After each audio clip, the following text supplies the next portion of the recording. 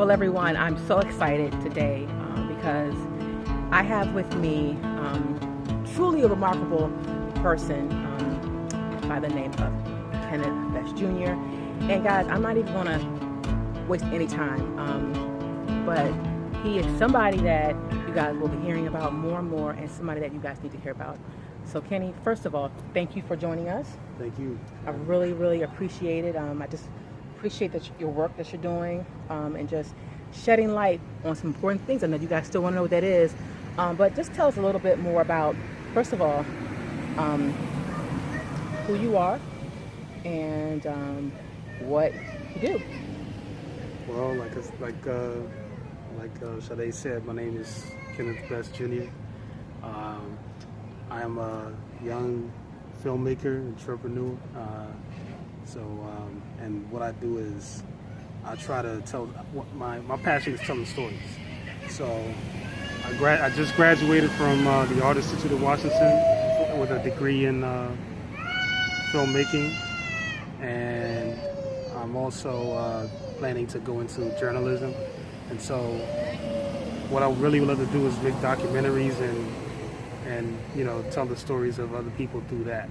So I'm excited to be working on a film right now, like one of my biggest projects, which is a documentary about veterans and how they cope with PTSD and suicide and trauma. And so it's called Rough Passage. It's in the first few stages, in its infancy right now. It's on my website. You can check it out at kennyb2.com. It's a really touching project.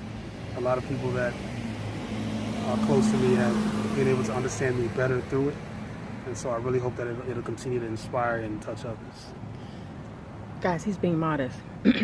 First of all, let me just tell you that I've seen the documentary, and not only that, I've had the privilege of learning about, first of all, Kenny's background, just everything, whether it's combat and helping people, and his family. I mean, it's really from a lineage of media and journalism. So you're gonna have to tell us some more, sir, about that, because I've been so inspired about what you guys do as a family.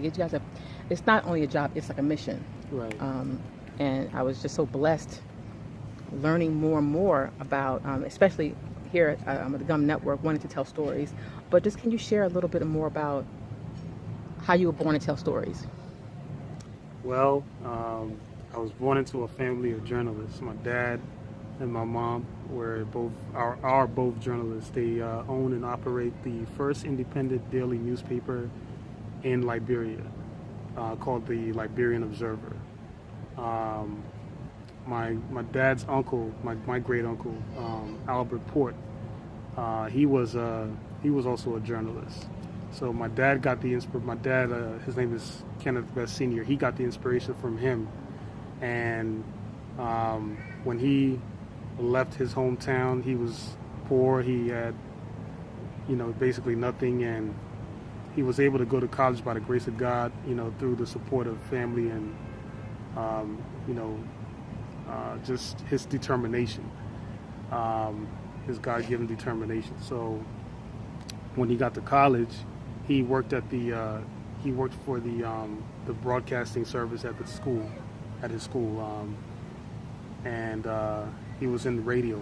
And at the time, I think he was also the editor of the school's pamphlet or newsletter. So I think that's where he got his first real. I guess it was more than an idea. It was more of a calling, of what he wanted to do, as far as being a journalist. And so when he left, I think it's called Cuttington University in Liberia. He left and came to New York and studied at Columbia University.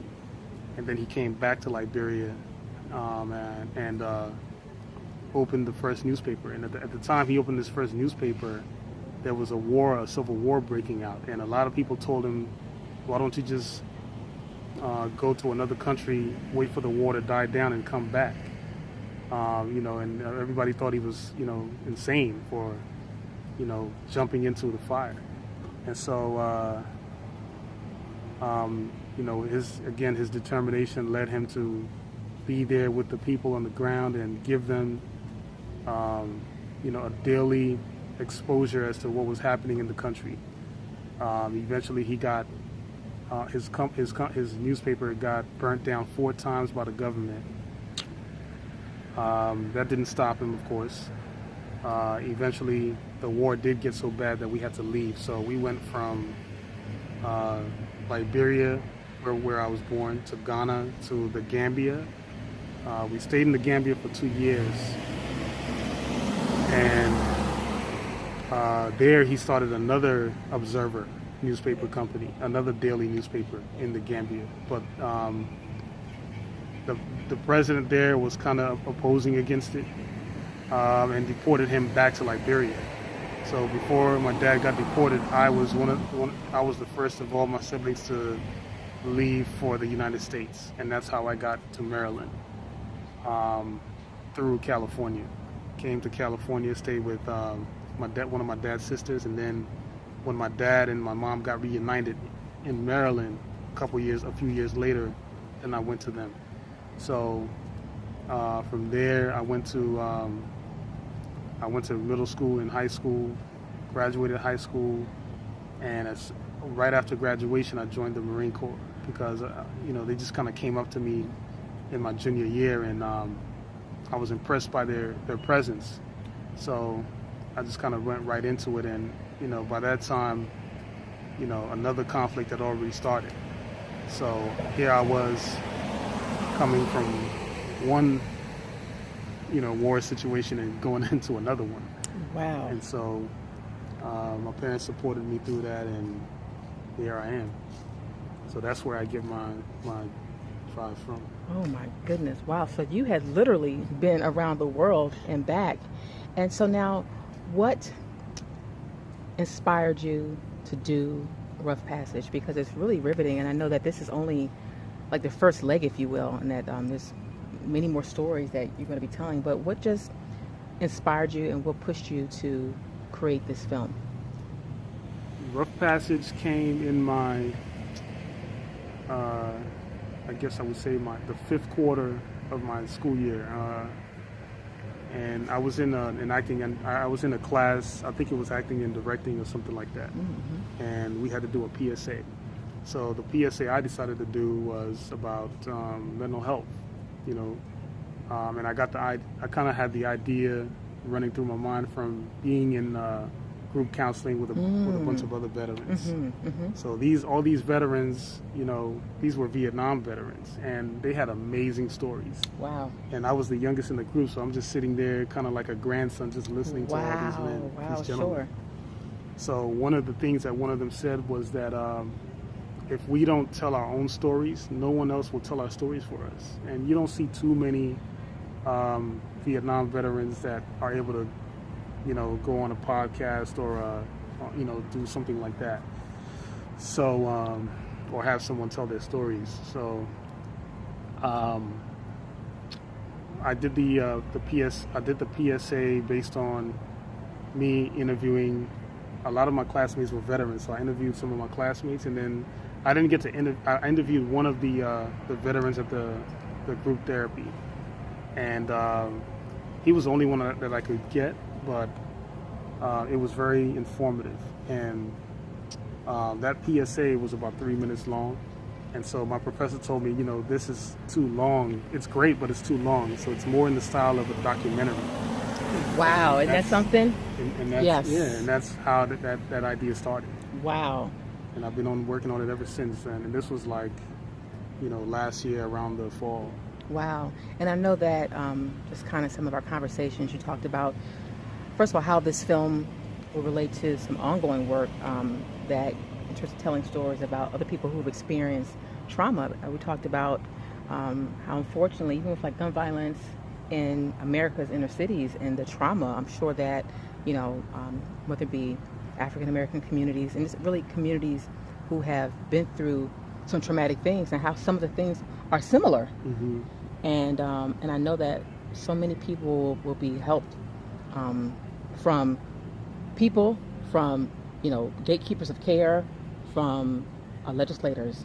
So can you tell me a little bit more about some of the ongoing work that you want to do in terms of telling stories and bringing awareness? Wow, that's a big one.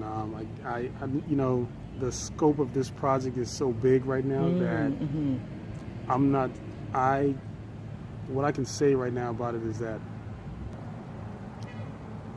this project has been a challenge for me personally, because as a veteran myself, I struggle with getting up every day and going about and doing things that benefit me, and benefit others.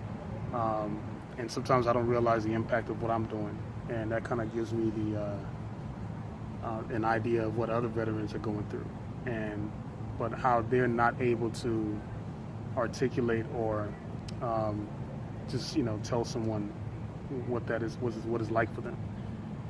These men and women are not afraid to go into harm's way and jump in front of a bullet or a grenade or a roadside bomb, or just ride through a city where anything could happen. But when it comes to being in their own country, in their own environment, in their own neighborhoods, it's difficult to come out of their homes and walk down the street, or just get their minds around the day. And so I would like for this project to reach them and to touch them in a way where they can start to ask the questions they need to ask in order to get the help that they need. Because a lot of them won't do that because they feel like they want to be strong for those that have fallen and those that they still have at home. And so it was hard for me to eventually realize that I needed help, and I went through the process, and it was difficult, but I got through it. And so hopefully this project will lead to many other things that there's a huge possibility. There's many possibilities rather. Journalism is being that is my background. You never know, I could find myself somewhere in Mexico or Guatemala covering the stories there about the people that go through trauma over there, or in Chicago, the people that struggled in the streets in the inner cities, in L.A., New York, or Atlanta, wherever, New Orleans. We don't want to be out of touch with our people around us just because we've been halfway across the world. You know what I mean? So I think that trauma touches everyone in some kind of way, whether it's Africa or Syria or Afghanistan. Everyone, troops and victims of war, being like the civilians, everyone needs to have some kind of information or some kind of therapy to get them through what they've lost. And even if you don't get everything back, you're still able to move on with your life in a certain way. Wow, that's tremendous. And it's so needed as well. When can we maybe get a glimpse of the documentary? When will it be out for people? What do you think?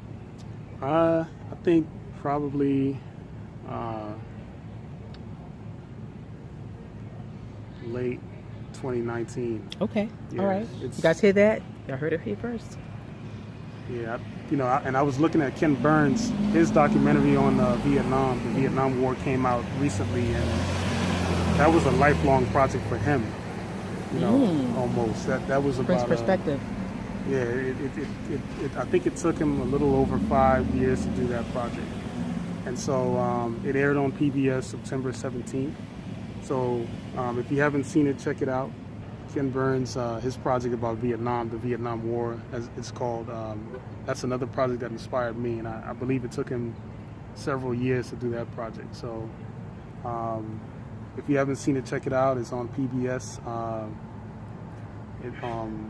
It aired on the 17th, and I only promote it because it's such a huge inspiration to me, and it's something that people really need to see, and to connect the dots as far as what veterans have gone through and the sacrifices they've made to protect our livelihood. Wow. How can folks get in contact with you?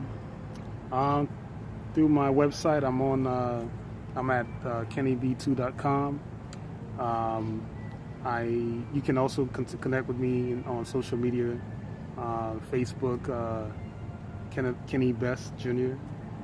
And other connections are coming up, so look out for those. Those things will be on my website as well. All right, that's awesome. Thank you for that, guys. Wasn't that amazing? You're going to hear a lot from this dude right here. It's been a pleasure working with you, and I'm so excited, guys. Check him out right now, and just all the things that he's going to be doing. You're going to be helping so many people, and we're grateful. First of all, thank you for your service. I should have started there first. Thank you for your service. No problem. Thank you. And jumping into harm's way so that way we can live free here and be able to do all that we are doing right now. So thank you for that. Guys, check him out. And again, thank you all for spending a little time with us today. Guys, until the next time, we'll see you on the flip side.